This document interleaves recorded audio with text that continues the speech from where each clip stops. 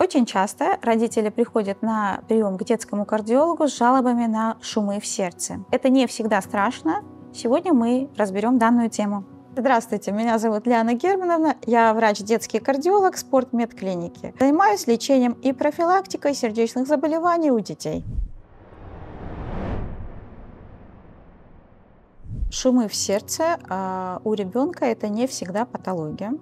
И получается, для того, чтобы понять в итоге, есть ли у ребенка патология сердечка или сердечко абсолютно здоровое, нужно провести плановую УЗИ сердца. Шум в сердце всегда пугает родителей, это естественно, но шумы тоже подразделяют на функциональные, это как добрые шумы, и патологические. Функциональные шумы возникают у абсолютно здоровых детей, и так как сердечко – это насос, и там в процессе открывания, закрывания клапанов мы можем услышать разные шумы, они не всегда патологические. А патологические шумы – это когда у нас есть порог сердца, это сужение клапанов или значимые регургитации, или дефекты какие-то.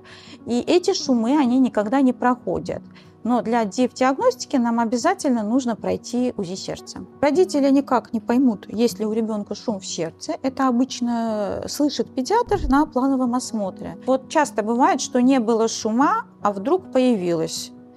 Это совершенно не страшно. Может, просто функциональный это шум. Функциональные шумы могут возникать и уйти самостоятельно, могут изменять интенсивность или вовсе уйти с положением тела, изменением положения тела. Но для того, чтобы точно знать, это шум или, допустим, приобретенный или врожденный порог, рекомендуется диагностика дополнительная. Это проведение УЗИ сердца ребенку в любом возрасте, когда мы услышали данный шум. Обычно первое УЗИ сердца делается в роддоме. Если педиатр, неонатолог, услышал шум, впервые выявленный шум, это уже направляется на УЗИ сердца. Если на УЗИ сердца выявляется какой-то порог, допустим, то в этом случае назначается консультация кардиолога и уже, соответственно, определенные сроки УЗИ сердца. Если в роддоме мы не услышали шум, такое тоже может быть у абсолютно здоровых детей. Мы не слышим шумы патологические. И если не услышали шум, то это получается первое УЗИ мы проходим в первый месяц жизни. Это первый скрининг плановый, который мы делаем детям. Почему данный скрининг очень важен? Потому что после рождения, даже если мы в роддоме делаем УЗИ сердца, из-за того, что ребенок адаптируется к новым условиям жизни, мы можем пропустить некоторые пороки. Поэтому существует первый скрининг, это в месяц. Обязательно все дети абсолютно должны пройти УЗИ сердца. Шумы в сердце не всегда считаются патологией.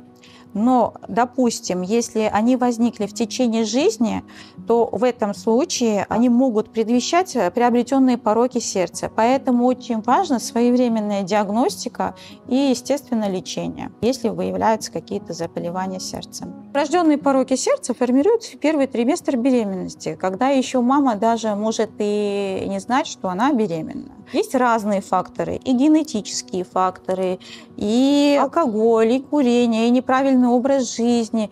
Но сказать точно, что вот именно этот фактор повлиял на то, что у ребенка появилась данная особенность, нету. Для выявления сердечно-сосудистых заболеваний у детей важно своевременно пройти диспансерные осмотры, просто в декретированные сроки пройти обследование. Это в первый месяц жизни УЗИ сердца и в годик УЗИ сердца плюс ЭКГ 12-канальная. Процедура ультразвуковой диагностики сердца абсолютно безболезненно проходит в кабинете функциональной диагностики. Есть специальные датчики, именно разработанные для детей. Данным видом исследования мы изучаем структуру, строение сердечка и можем с точностью сказать, есть ли там структурные какие-то аномалии или особенности строения клапанов, аномальные хордочки, либо врожденные пороки сердца. Чем отличается УЗИ сердца от электрокардиограммы? Электрокардиограмма – это проводимость, показывает состояние проводящей системы сердца. Это две абсолютно разные исследования и отвечают на разные вопросы. Электрокардиограмма – это